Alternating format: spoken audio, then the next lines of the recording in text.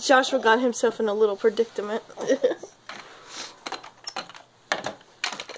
Joshua, come here. We'll come out. I never thought he would get under that, but I thought I had it toddler-proof. I mean, I got all the wires out of the way. I made the room toddler-proof except for his bed. Yeah, I know, right? Gosh. You know what it is? He followed his car in there. Mm-hmm. He's like, oh, hey, my diapers are down here. Are you stuck? You can't go that way. You can't.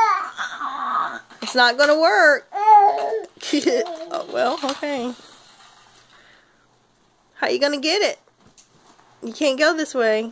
He's very smart, though. He knows he can't go through. This will help his thinking skills a little, won't it? Joshua, come out this way, baby. I don't want him to hurt his head on those screws either, hanging down. Keep your head down. Turn it sideways. Come on, you can make it. He's like a little fox. You got in there. You can get out. That's right. Turn your head sideways and go in out like this. He's like, I don't know how I got in here, but I can't I was get too busy chasing my car. Didn't pay attention how I got in.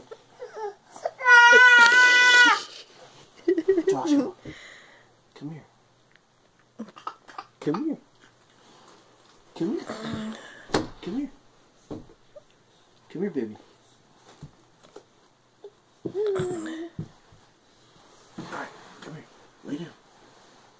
Turn your head. Like that. That's the way to do it, buddy. Good job. Like being born all over again. Come on. You have to crawl on your belly. Yeah, you have to do it on your belly. There you go. There you go. Yay! Rescue success.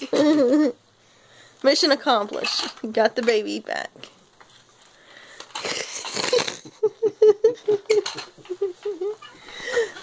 I recorded him coming out and everything. I hope you stopped it before you jerked your hand. I recorded him.